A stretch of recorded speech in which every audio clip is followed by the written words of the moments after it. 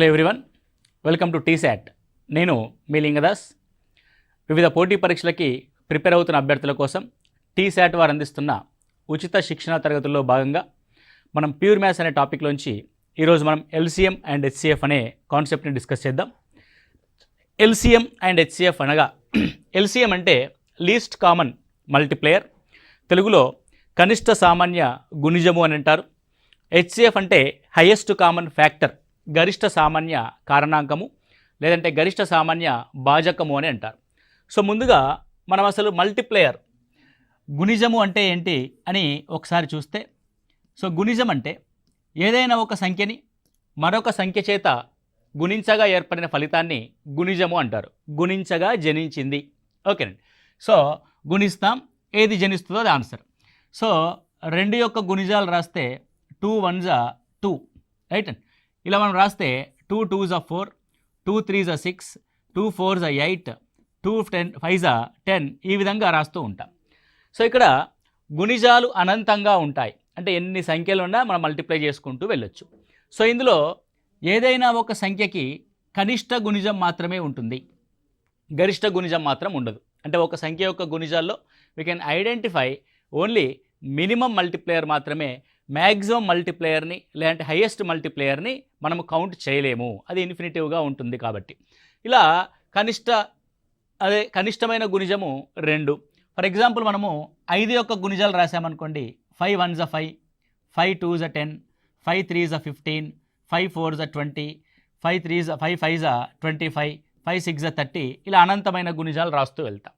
మీరు ఇందులో జాగ్రత్తగా గమనిస్తే 2 యొక్క మల్టిపుల్స్లో మనకి 10 ఉంది, 5 యొక్క మల్టిపుల్స్లో 10 ఉంది, 2 యొక్క మల్టిపుల్స్లో 20 వస్తుంది, 5 యొక్క మల్టిపుల్స్లో 20 వస్తుంది, 2 యొక్క మల్టిపుల్స్లో 30 వస్తుంది, అండ్ 5 యొక్క మల్టిపుల్స్లో కూడా 30 వస్తుంది. ఇలా కామన్గా మల్టిపుల్స్ చాలా వస్తాయి, కానీ ఏది హైయెస్ట్ ఉంటుందో మనకు తెలియదు. కాబట్టి మనం ఏం చేస్తామంటే కనిష్టంగా ఉన్న కామన్ మల్టిపుల్ని తీసుకుంటాం. సరే, ఎందుకండి గరిష్ట సామాన్య గుణిజం ఉండదు అని మనల్ని ఎగ్జామ్లో అడిగాడు అనుకోండి.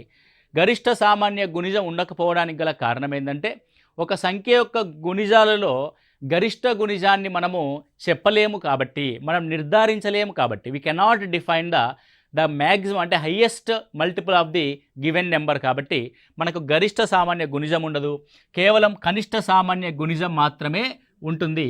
ఆ కనిష్ట సామాన్య గుణిజం ఏంది? ఇప్పుడు 2, 5 యొక్క కనిష్ట సామాన్య గుణిజం 10గా మనం చూస్తాం.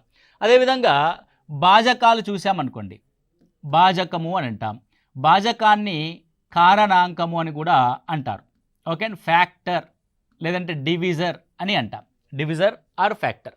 సో భాజకం అంటే ఏంటంటే ఏదైనా ఒక సంఖ్యని భాగించడానికి ఉపయోగపడే సంఖ్య, భాగించడానికి ఉపయోగపడే సంఖ్య. ఫర్ ఎగ్జాంపుల్ 2 అనే సంఖ్య ఉందనుకోండి. 2ని మనం దేంతో భాగించవచ్చు అని అంటే 2 1s 2. ఓకే, 2ని 2తోనే భాగించవచ్చు. 2 ఎక్కం 2, రైట్. అంటే 2ని ఏ 2 సంఖ్యలు భాగించాయంటే 1, 2 అనే సంఖ్యలు భాగించాయి. అదేవిధంగా 3 ఉందనుకోండి. 3ని 3 1s అంటే 3/1తో క్యాన్సిల్ చేయొచ్చు, 3/3తో క్యాన్సిల్ చేయొచ్చు. ఆ 2 భాజకాలు ఏంటి అంటే 1, 3. ఓకే, ఒకవేళ 4 ఉందనుకోండి. 4 యొక్క భాజకాలు రాస్తే సో 4/1 క్యాన్సిల్ అవుద్ది, 4/2 చేత క్యాన్సిల్ అవుద్ది, 4/3 క్యాన్సిల్ అవ్వదు, 4/4 చేత క్యాన్సిల్ అవుద్ది. 1 2 4గా మనం చూస్తాం. అంటే ఇక్కడ అనంతమైన గుణిజాలు ఉంటాయి, కానీ లిమిటెడ్ సంఖ్యలో మాత్రమే మనకి కారణాంకాలు లేదా భాజకాలు ఉంటాయి. మీరు ఒకసారి గమనించండి, ఈ అన్నిటిలో 1 1 1 అనేది సిమిలర్గా ఉంది. సాధారణంగా ఏది రిపీట్ అవుతుంది? 1 అనేది రిపీట్ అవుతుంది.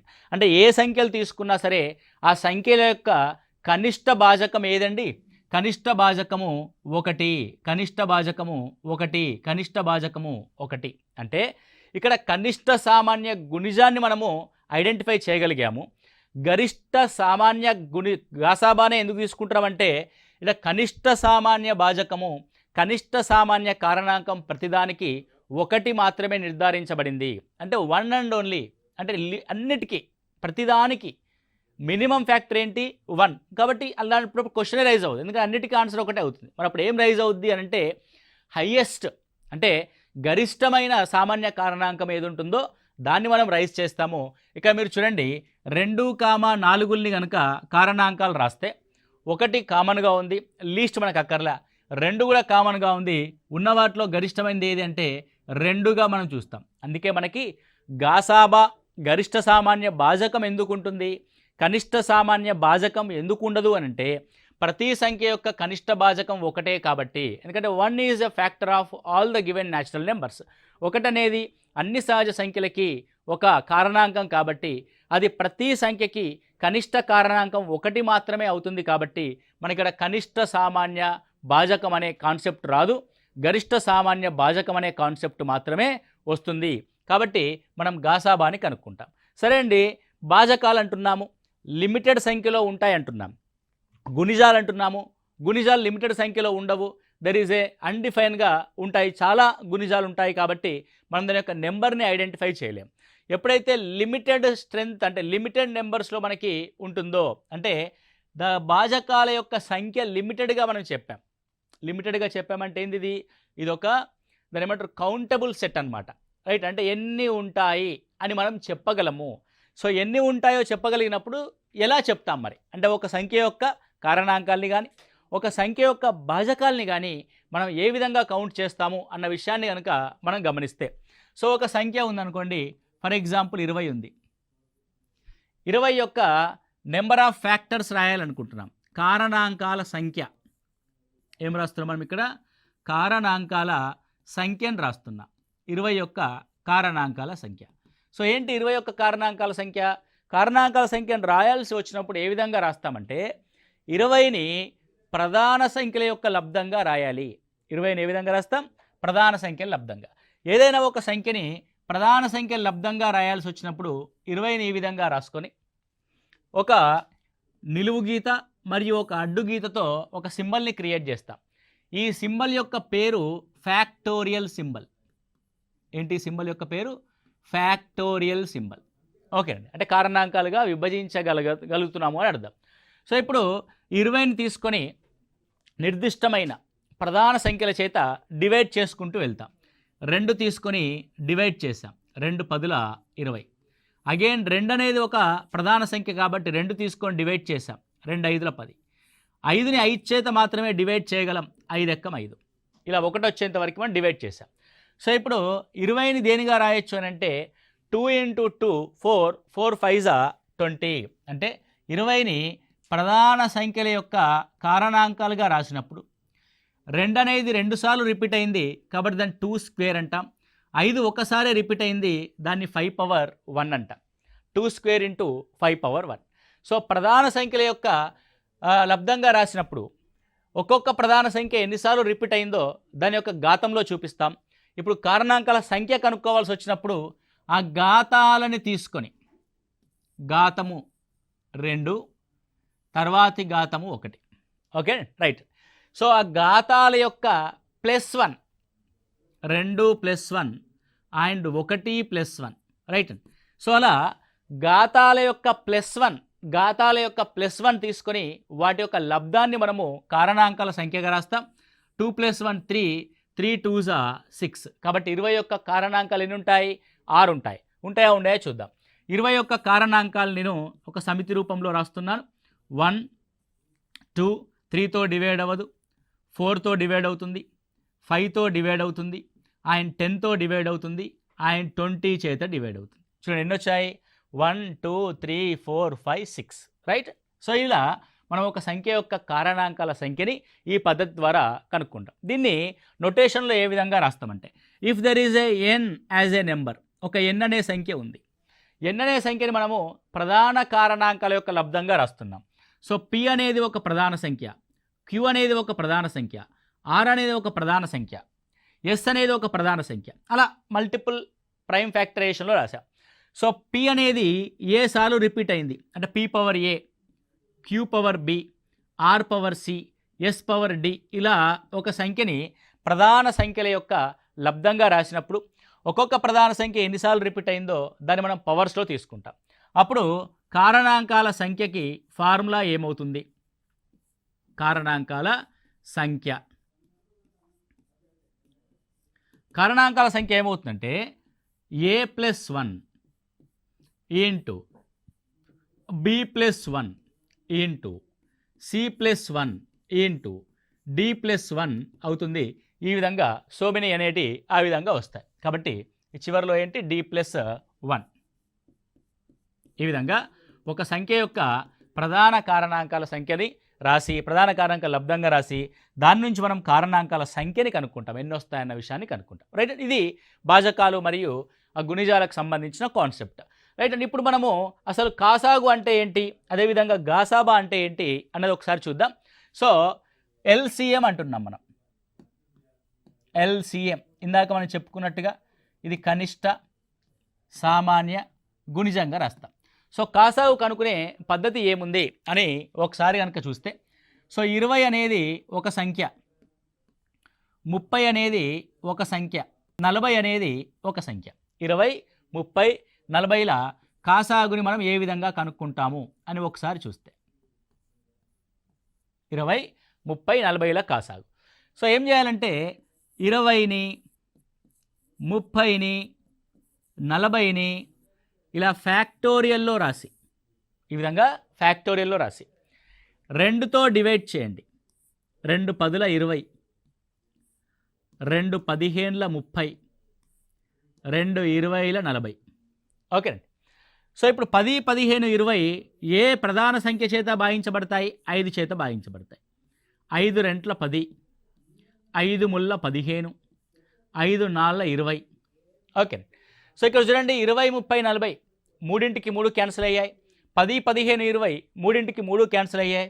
2, 3, 4లో మూడింటికి 3 ఉమ్మడిగా క్యాన్సిల్ అయ్యే ఏ ఒక్క ప్రధాన సంఖ్య లేదు.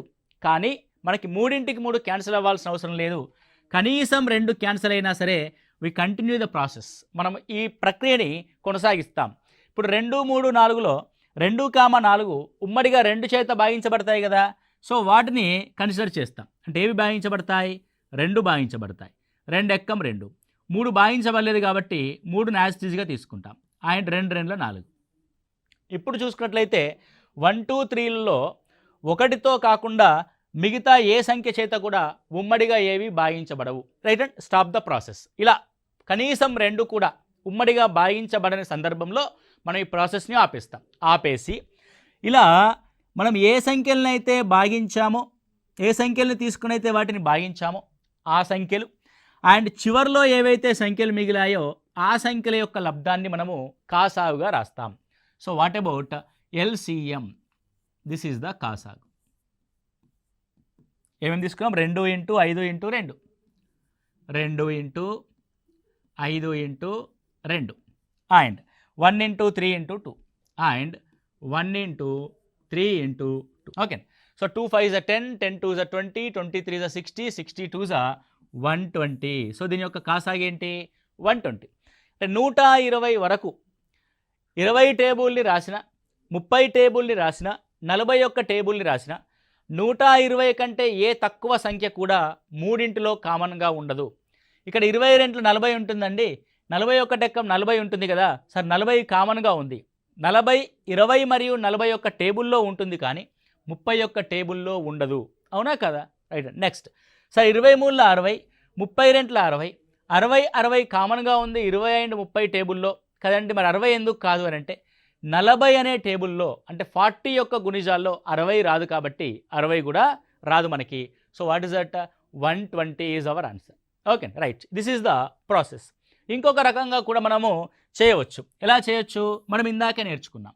సో 20 యొక్క ప్రధాన కారణాంకాల యొక్క లబ్ధం, 30 యొక్క ప్రధాన కారణాంకాల యొక్క లబ్ధం, 40 యొక్క ప్రధాన కారణాంకాల యొక్క లబ్ధాన్ని తీసుకుంటాం. తీసుకొని 20 యొక్క ప్రధాన కారణాంకాల యొక్క లబ్ధంగా రాయగలిగితే ఏ విధంగా రాస్తామండి?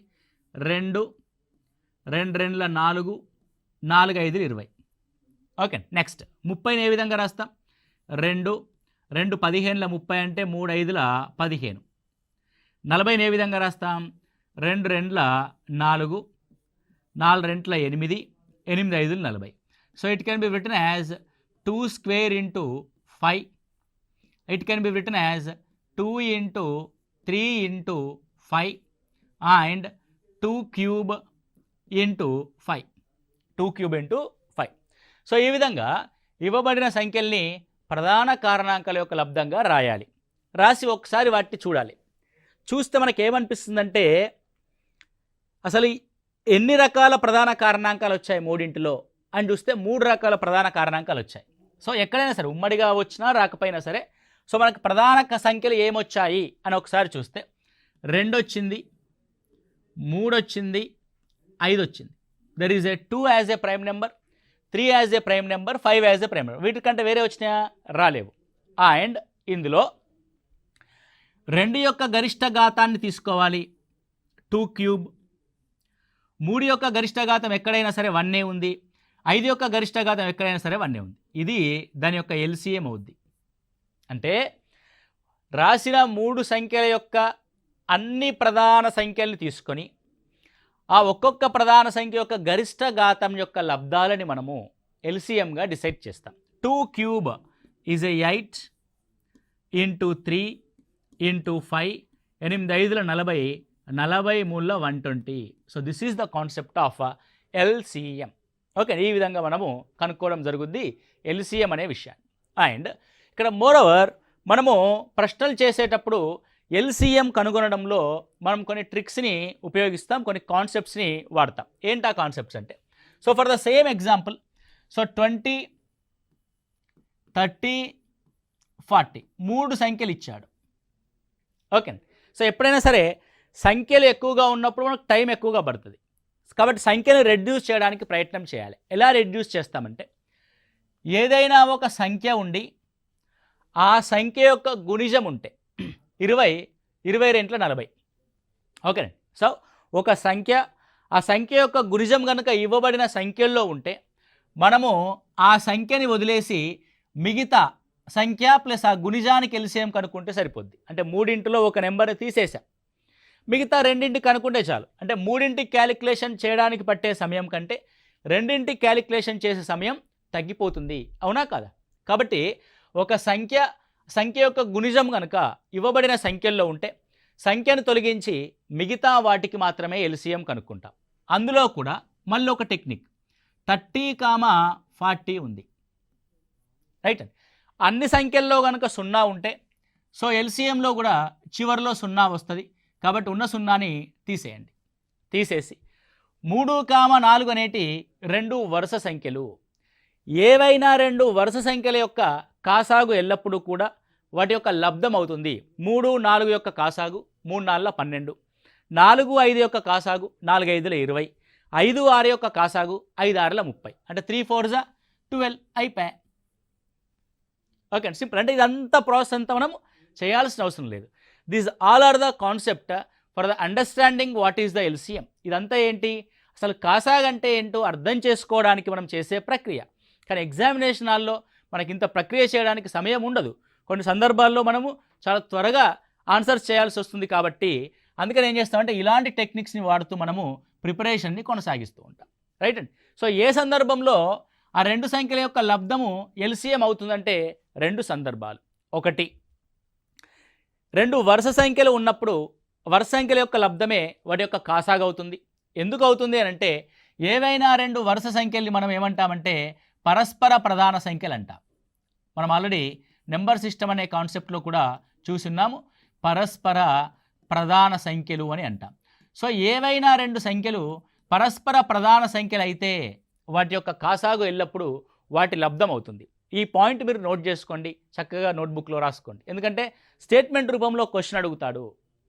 క్రింది వాటిలో ఏది సత్యము అని అంటే, ఏవైనా 2 పరస్పర ప్రధాన సంఖ్యల జతకి కాసాగు ఎల్లప్పుడూ వాటి లబ్ధమవుతుంది.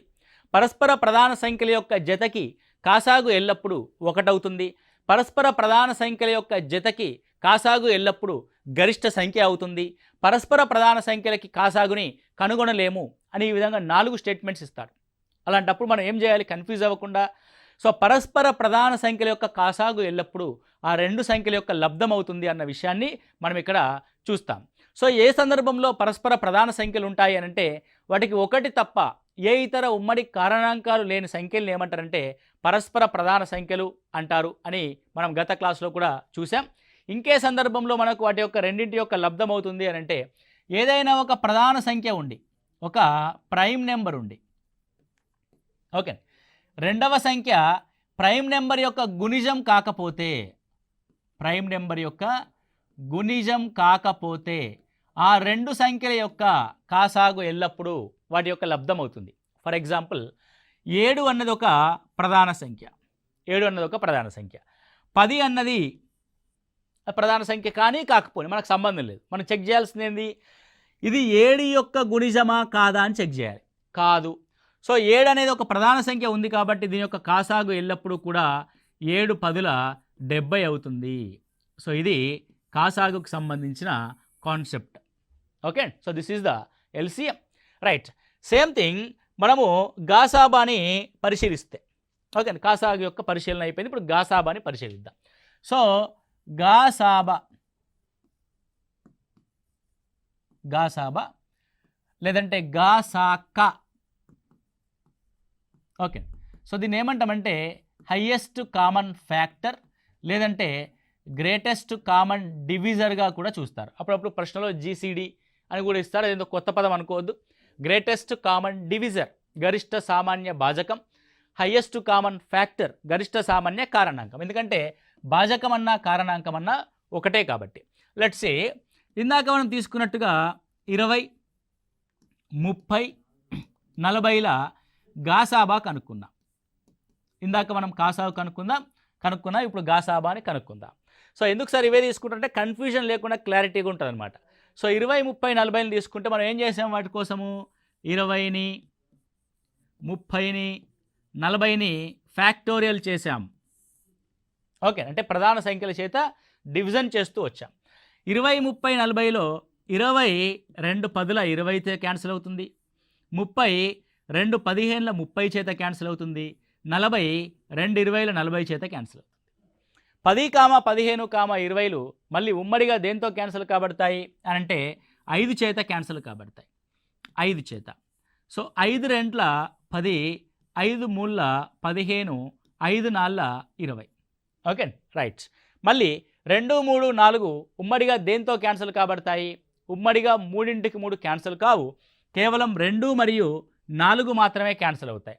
ఎల్సిఎంలో ఒక్కసారి మీరు గమనిస్తే 2, 4 క్యాన్సిల్ అయినప్పటికీ కూడా, అంటే 3లో కనీసం 2 క్యాన్సిల్ అయినా సరే మనం ఆ ప్రక్రియను కొనసాగించాం. అంటే 2, 4ని క్యాన్సిల్ చేశాం.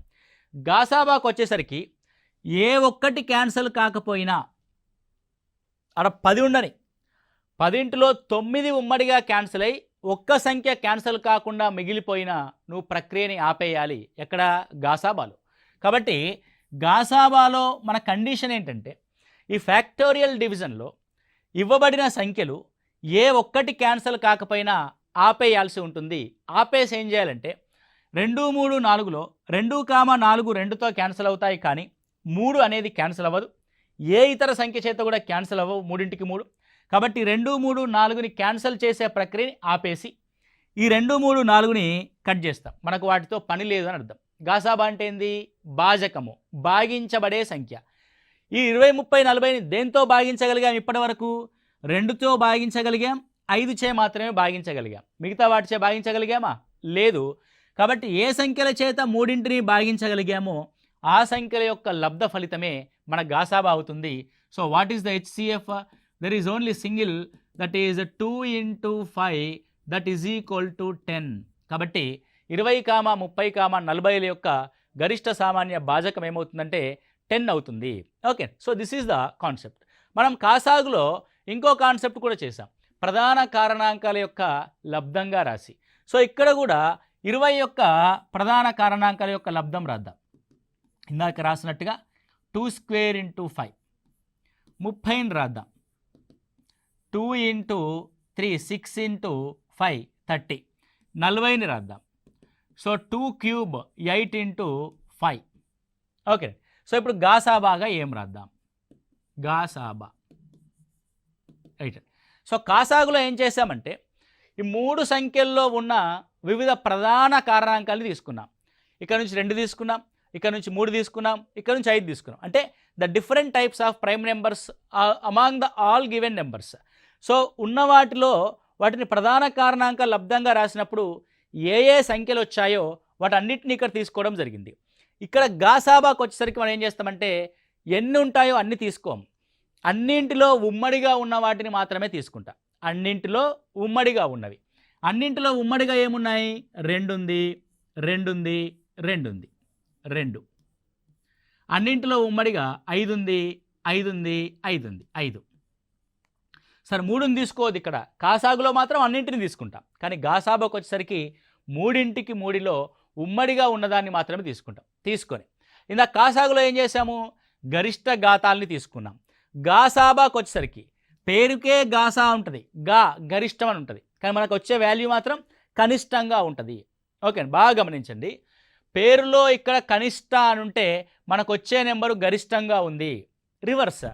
సో ఇక్కడ గరిష్ట కాబట్టి మనం తీసుకోవాల్సింది ఏంటంటే కనిష్టమైన, అంటే అతి చిన్నదైన పవర్ని తీసుకుంటాము. 2 యొక్క చిన్న పవర్ ఏది? 2 పవర్ 1. 5 యొక్క చిన్న పవర్ ఏది? 1. So what is the గాసాబా?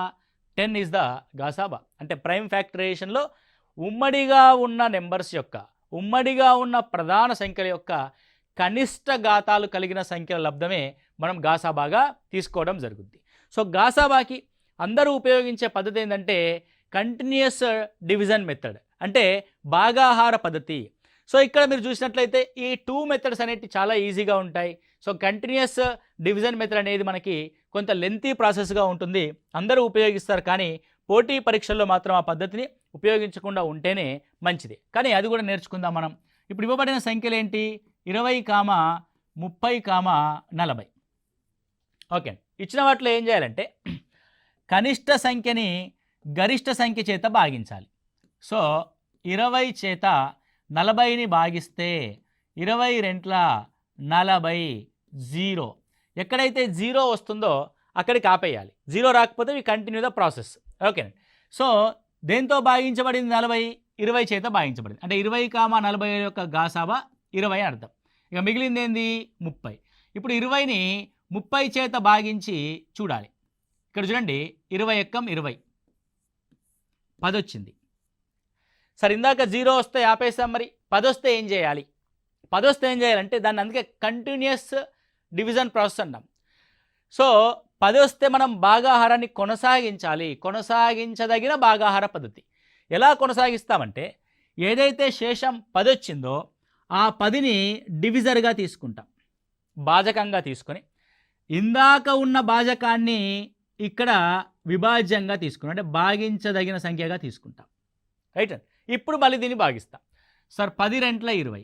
ఈ కొనసాగింపు ఎక్కడ దాకా ఉంటుంది అని అంటే 0 శేషం వచ్చేంత వరకు ఉంటుంది. ఏ ప్రక్రియ వద్ద 0 శేషం వస్తుందో, 0 శేషాన్ని ఇచ్చిన భాజకం ఏదైతే ఉంటుందో అదే మన యొక్క గాసాబా. So what is the HCF? గాసాబా ఏమవుతుంది? 10 అవుతుంది.